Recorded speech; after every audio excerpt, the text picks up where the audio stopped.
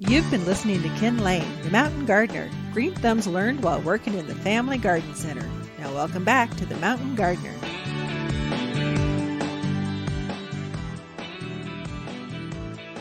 And we are back with Lisa Waterslane in the studio. She comes each week with your garden questions. Just what are people talking about? And can we glean some information from that? Or at least know what to look for. So, oh my gosh, the grasshoppers are taking over the valley areas. Yeah, that's what they do every summer. So what do I do? So it's kind of some of that kind of stuff. So welcome to the studio, Lisa. Thank you. Yeah. Good to be back, as always. Really? Yes. Lots of new trees out there. Lots of new plants. Finally, the fall crops. It's always September, October is a restock time for the gardens, at least here in Prescott, for this garden center at this elevation. This is the time we want to have it fully stocked by Halloween to get us through winter, basically. So it's our winter stuff. So it's a lot of evergreens, shrubs that stay evergreen. So you're not going to find a rose. You're not going to find a rose of Sharon. Not spring things. It's fall and winter things. Yeah. But still, if it's a great time to look at your yard, we always push that 4-season gardening. And trust me, you want some evergreens out in your yard. Yeah, definitely.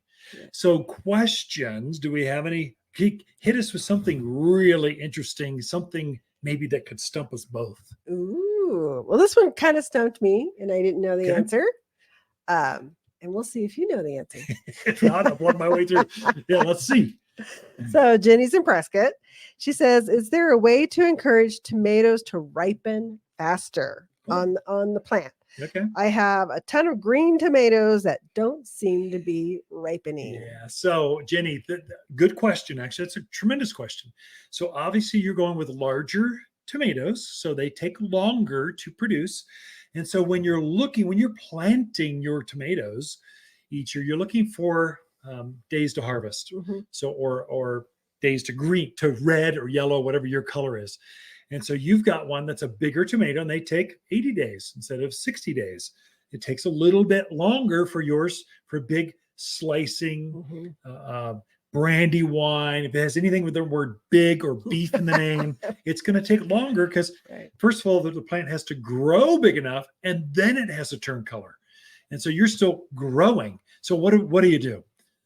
There's a couple things. One, calcium helps your plants get bigger, faster, juicier, and green up. So you can spritz the foliage of that tomato with Yield Booster. It's liquid calcium. That will help you get a couple extra days. And then watch too when you're planting next year. So that'll help it juice it right now. You'll get harvesting faster.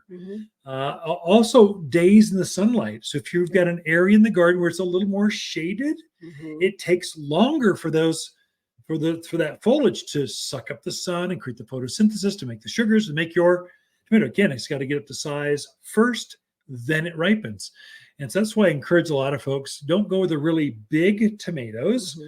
Go with the medium size. So early girls, champions, celebrities, Cherokee, green Germans. These are all cherries, grapeberries, yellow pears. These are all smaller, mid-sized to smaller.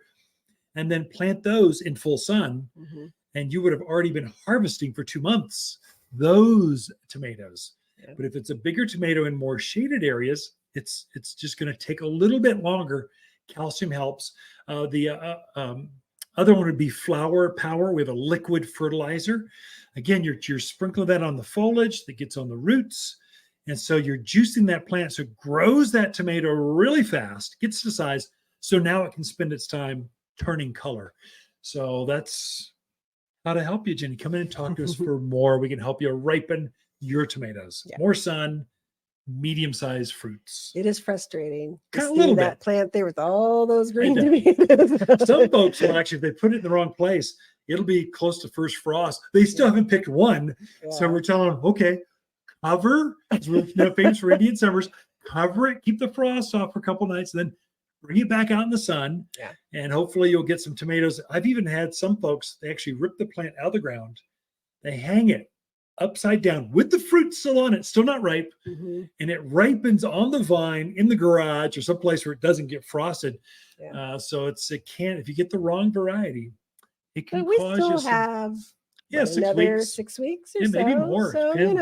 Go talk to it sweetly. Yeah. Fingers crossed. I'm telling you. Put the yield booster, some flower power. Just juice it. Get those tomatoes off the vine. Definitely.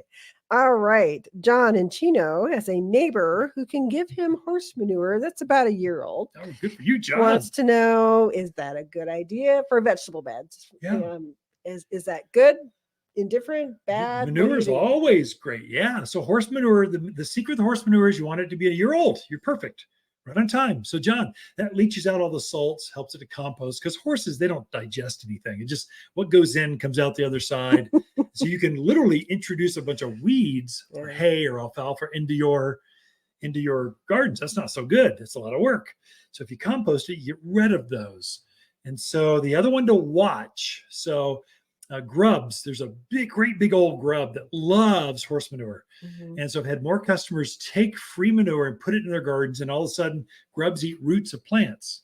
They're wondering why their plants are fading all of a sudden, because the grubs. Just kind of screen it. Make sure you don't have a bunch of white worms in there. That would be a curse you don't want. Right. If it's composted well, those will not be in there. And then don't put it on right now because you're still harvesting. So it can be too hot. So get done with your harvest, and usually take the manure and put it on as you pull those tomatoes up. Zucchinis are done, cucumbers are out. Then put a 2 to 3 inch layer of manure on top of your soil. You're gonna till that under, turn it under about 1 shovel's depth, and so that's usually done in the winter. So usually the end of this year, first part of next, and then you're planting by March 1. You're planting broccoli, cauliflower, lettuce, spinach, all those leafy things. You're putting things in the ground. That's how you do it. John, come see us for more. So if he's putting the manure down, would you also recommend layering mulch in there too? Or is the horse manure kind of covering both? Horse manure can do both, especially horse. Now, if it were turkey or chicken poop or something very hot, that's a little more dicey. Cow manure and horse manure is a little more, it's kinder, less hot. So you're just trying to really get the salt out of there. So we have a barnyard manure we sell here at the garden center. It's composted for 9 to 12 months, and it's hot compost. I mean, it's like you can see it steaming, and we're doing that to neutralize weeds, get rid of grubs, and to leach the salt. That's the whole reason, and it deodorizes it. Because I just got years ago, I just said I'm not selling poopy, stinky, gross stuff and putting into the back end of Mercedes and Cadillacs and Lexus. That's just offensive in so many ways. We're going to do deodorized manure, and that's how we do it. And a year-old composted horse manure pile should be the same way. Okay. All right. Next question is from Chris in Prescott Valley. He says, my maple never seems to color as nicely as my neighbors. Yeah, okay. We have some maple envy going on. Yeah, we do. I can sense it now, Chris. I feel your pain. Wants to know, is there any nutrients, anything you should be adding to help encourage that fall color? So you've got alkalinity problems. So it's famous out there in that valley area, Prescott Valley, Dewey, that whole all the way up to Chino Valley, Paulden. That's very heavy soil. And so as you water, the pH creeps up, and if it gets up too high, you'll get muted colors, and that's always a chemistry issue. So your pH is too high. We need to lower the pH and maybe add some iron. So what to do to help Chris right now for this year? Like, we're 2-3 weeks out before we turn color. What can we do now? We should have done this 6 weeks ago, but let's recover for now. We can help you get better color. We put the all-purpose plant food on there. That's number one. Number two, there's a fast-acting iron we have on the shelf. It's sulfur with iron. And so that's going to help lower that pH so the foods become more available, so the color will. The thing is, it takes about a foot a day that'll travel. So if it's a really big maple, hopefully we got enough time. We got 2-3 weeks. Hopefully it'll get up to the whole thing and make it go. But I put those two things down, granular, and water it in right away. Pray for rain, and It is going to make better color. Mm-hmm. Is it going to be the same as your neighbors? Maybe not this year, but definitely for next year. If we do that a couple times, absolutely make a difference. Come in and we can help you more with that, Chris. Okay, Ken and Lisa Lane, the Mountain Gardeners.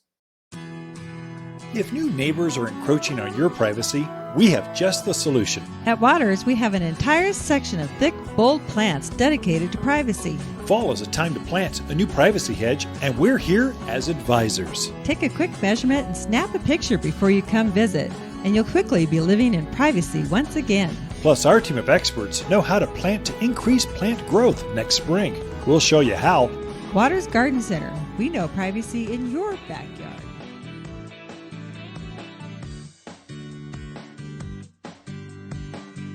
You're listening to Ken Lane, aka the Mountain Gardener. Ken can be found throughout the week in Prescott at Waters Garden Center. Listen each week as he answers timely garden questions unique to mountain gardens. If you enjoy this show and would like to hear more, please subscribe to The Mountain Gardener wherever you like to listen to podcasts. And if you'd like even more garden tips, tricks, and helpful advice, please check out my website at watersgardencenter.com for classes, videos, and more, or my online garden center at top10plants.com. Throughout the week, Lisa and I can be found here at Waters Garden Center in Prescott.